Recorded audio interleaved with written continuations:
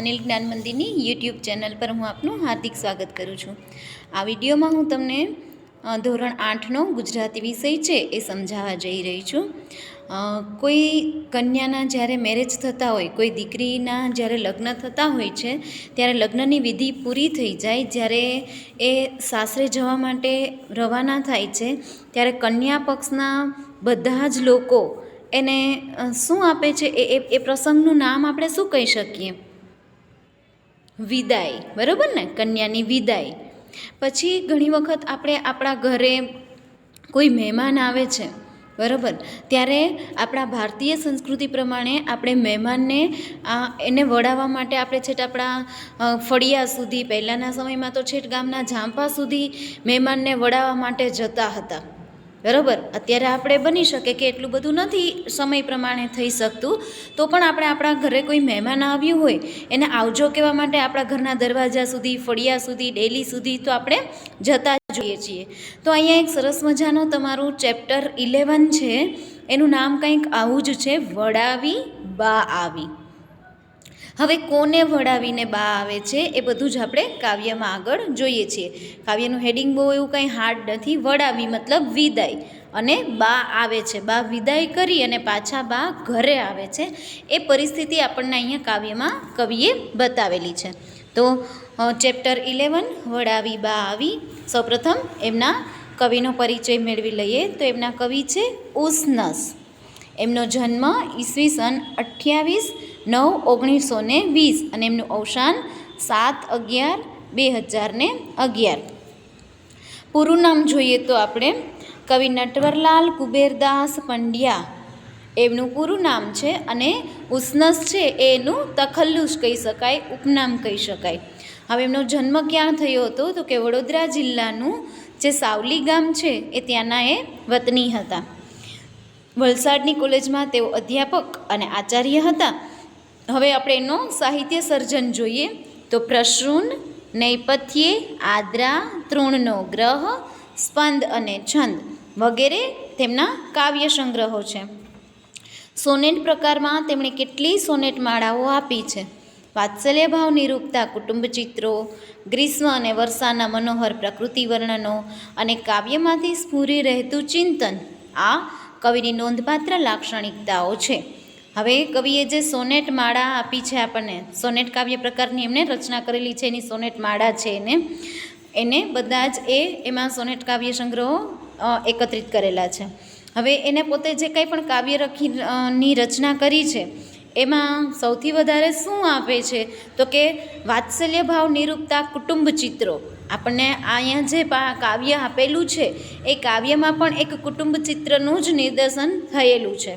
પછી તો કે બીજું એનું સાહિત્ય સર્જનમાં શું હોય છે? તો કે એક કુટુંબ ચિત્રનું દર્શન હોય, પછી ગ્રીષ્મ અને વર્ષાના મનોહર પ્રકૃતિ વર્ણનો હોય, અને એ કાવ્ય છે એના દ્વારા ખૂબ સરસ રીતે એ નોંધપાત્ર બની રહેતું।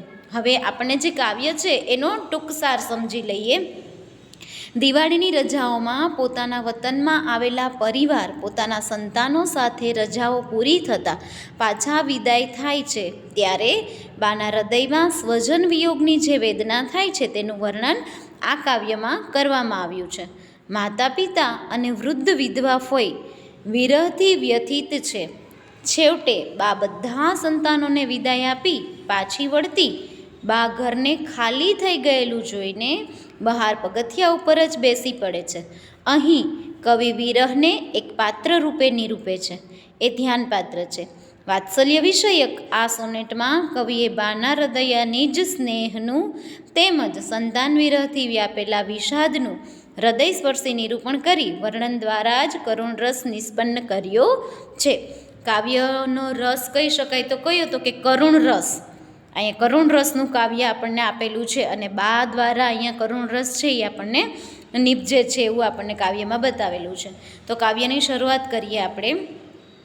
રજાઓ દિવાળી તણી થઈ પૂરી ને ઘર મહી, દહાડાઓ કેરી સ્ખલિત થઈ શાંતિ પ્રથમની। જુઓ, એક એક લીટીમાં કવિ બહુ જ સરસ વાત કરે છે। સૌથી પહેલાં રજાઓ દિવાળી તણી થઈ પૂરી, એટલે અહીંયા શેનું વેકેશન બતાવ્યું છે? દિવાળીની રજામાં આપણે વેકેશન હોય ને, બરાબર, તો દિવાળીની રજાનું વેકેશન પૂરું થયું અને ઘરમહી એટલે કે ઘરમાં દહાડાઓ કેરી સ્ખલિત થઈ શાંતિ પ્રથમની. જે પહેલાં જેવી શાંતિ હતી એવી શાંતિ પાછી અત્યારે આખા ઘરમાં વ્યાપી ગઈ છે. શું કામ? કારણ કે દિવાળીની રજામાં આ બધા જ બાના સંતાનો જે બહાર રહેતા હતા, જે શહેરોમાં કામધંધા માટે ગયા હતા, એ દિવાળીની રજામાં, દિવાળીના વેકેશનમાં પોતાના વતન આવે છે, પોતાના ઘરે આવે છે. ત્યારે બાનું ઘર છે એ હર્યું ભર્યું થઈ જાય છે. બધા જ એકદમ કિલકિલાટ પોતાનું ઘર બાનું થઈ જાય છે. બધા સાથે હળીમળીને દિવાળીનો તહેવાર મનાવે છે. પછી ફરીને એ લોકો જતા રહે છે, એમના સંતાનો એ બધા પોતાના કામધંધે પાછા વયા જાય છે. ત્યારે બાની વિરહ વ્યથા જે છે એ આપણને બહુ સરસ રીતે અહીંયા કરુણ રસમાં બતાવેલી છે. બીજી લીટી જોઈએ. વસેલા ધંધાર્થે દૂર સુદૂર સંતાન નિજના, નિજ એટલે પોતાના સંતાન નિજના એટલે કે પોતાના સંતાન શેના કારણે દૂર દૂર વસેલા છે? તો કે વસેલા ધંધાર્થે, ધંધા માટે. એમના બાના સંતાનો એ દૂર વસેલા છે શેના કારણે? તો કે ધંધા માટે. ગામડામાં અમે તમને ખબર હોય છે કે ખેતી સિવાય લગભગ બીજું કશો કાંઈ કામધંધો મળતો નથી હોતો. એટલા માટે ઘણા બધા ગામવાસીઓ છે એ શહેરો તરફ આગળ વધતા હોય છે કોઈને કોઈ કમાવા માટે. તો અહીંયા વસેલા ધંધાર્થે દૂર સુદૂર સંતાન નિજના, બાના સંતાનો ધંધા માટે દૂર વસેલા છે. એના પછી જવાના કાલે તો જનક જનનીને ઘર તણા. બાના સંતાનો દૂર વસેલા છે અને કાલે એ જવાના છે. ક્યાં? તો કે જનક જનનીને ઘર તણા. જનક જનની એટલે કોણ થશે અહીંયા? જનની એટલે તો આપણને ખબર છે, બરોબર. હા, જનક જનની મતલબ એમની માના ઘરે, એમના વતન એ કાલે જવાના છે એવું આપણને કીધું છે અહીંયા. જવાના કાલે તો જનક જનનીને ઘર તણા. જનક જનની એટલે કે એમના વતન, એમના મા પાસે એમના સંતાનો છે એ જવાના છે. એના પછી સદાના ગંગામાં સ્વરૂપ ઘરડા ફોઈ. અહીંયા એના બા અને બાપુજી તો છે જ, પણ એની સાથે એના ઘરમાં કોઈ ત્રીજી વ્યક્તિ પણ વસે છે. એ કોણ છે? તો કે સદાના ગંગામાં સ્વરૂપ ઘરડા ફોઈ. ફોઈ એટલે ફઈ, બરાબર. એ બાના સંતાનો જે છે દૂર, એના ફોઈ. એ બા બાપુજી વતનમાં વસે છે, એની સાથે એના ફઈ પણ વસે છે. હવે ફઈ કેવા છે? તો કે ઘરડા એટલે કે વૃદ્ધ. અને એની આગળ તમને સીધું ગંગામાં સ્વરૂપ. ગંગામાં સ્વરૂપ એટલે કોને કહેવાય આપણે? જે વિધવા છે, બરોબર. વિધવા એના વૃદ્ધ ઘરડા ફોઈ છે એ પણ એમની સાથે, એમના બા બાપુજી સાથે ત્યાં રહે છે વતનમાં. લખાયેલો કર્મે વિરહ મિલને તે રજનીએ. હવે એમના ફઈની વાત અહીંયા કરે છે કે એમના ફઈ જે વિધવા થયા છે એમનો કર્મમાં જ વિરહ લખાયેલો હશે, એનો મિલન થયો. એટલે કે બહુ નાની ઉંમરથી અહીંયા જે બા છે એમના દીકરી વિધવા થઈ ગયા છે, ખૂબ નાની ઉંમરથી. એટલે એના કર્મમાં જ વિરહ લખાયેલો હશે, ભાગ્યમાં જ એમને એ વિધવાપણું લખાયેલું હશે, એવું એ પંક્તિ કહેવા માંગે છે. ત્યાર પછી આગળ જોઈએ. નિહાળ્યો સૌ વચ્ચે નિયત કરી બેઠો નિજ જગા. જુઓ, ત્યાર પછી શું કીધું છે? ઉવેખી એને સૌ જરઠ વળી વાતે સૂઈ ગયા. હવે બધા રાત્રે બેઠા હતા, એમાં એ બધા વાતો કરે છે ફોઈની, બરોબર. નિહાળ્યો સૌ વચ્ચે નિયત કરી બેઠો નિજ જગા. પછી શું કીધું છે? ઉવેખી એને સૌ જરઠ વળી વાતે સૂઈ ગયા. આગલા દિવસે રાત્રે બધા બાને અને એના સંતાનો બધા બધી સુખ દુઃખની વાતો કરે છે એકબીજાની, અને પછી મોડી રાત્રે સૂઈ જાય. ટૂંકમાં તમને ખબર હશે કે તમારી ઘરે જ્યારે મામા માસીના કે ફઈના કે બધા જ સંતાનોને બધા ભેગા થાય જ્યારે, ત્યારે કેવી બધા એકબીજાના સુખ દુઃખની વાતો કરતા હોઈએ ને. અહીંયા એ જ પ્રમાણે કે અમે એમના સંતાનો જ્યારે બાના સંતાનો, વિધવા ફોઈ, એના સંતાનો બધા હળીમળીને રાત્રે જ્યારે બેઠા છે ને ત્યારે બધા પોતાના સુખ દુઃખની વાતો કરે છે અને પછી સૂઈ જાય છે. સવારે ભાભીનું ભર્યું ઘર લઈ ભાઈ ઉપડ્યા. એટલે કે એક ભાઈ છે, એના લગ્ન થઈ ગયા છે. એ ભાઈ એ પોતાનું ભર્યું ઘર લઈને, એટલે કે ભાઈ પોતે, એના ઘરવાળા એટલે કે એની પત્ની અને એના બાળકો, એને ભર્યું ઘર, બરાબર, પતિ પત્ની અને એના બાળકો એ બધાને લઈ અને એક ભાઈ તો સવારે ઉપડ્યો. એટલે કે સવારે એક ભાઈ છે એનું પોતાનું ઘર, પોતાની પત્ની, પોતાના બાળકો એ લઈ અને પોતાના જ્યાં શહેરમાં રહે છે ત્યાં જવા માટે નીકળી જાય છે. ગઈ અડધી વસ્તી ઘર થઈ ગયું શાંત સઘળું. અહીંયા શું કીધું છે? અડધી વસ્તી તો ખાલી થઈ ગઈ અને જાણે કે ઘર છે એ કેવું બની ગયું? શાંત બની ગયું.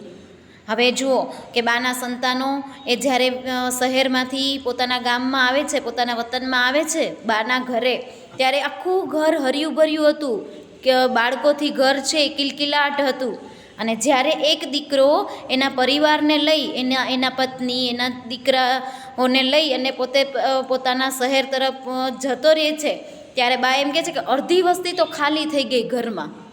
એક દીકરો, એની વહુ અને એના દીકરાઓ જતા રહીએ છે તો અડધું ઘર તો ખાલી થઈ ગયું.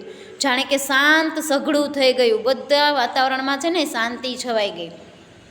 આમે તમને ખબર હશે કે ઘરમાં છોકરાઓ હોય ત્યારે જેટલો હસી મજાક કિલકિલાટ થતો હોય એવો જ્યારે મોટા ઘરમાં હશે ત્યારે એવું બધું નહીં બનતું હોય.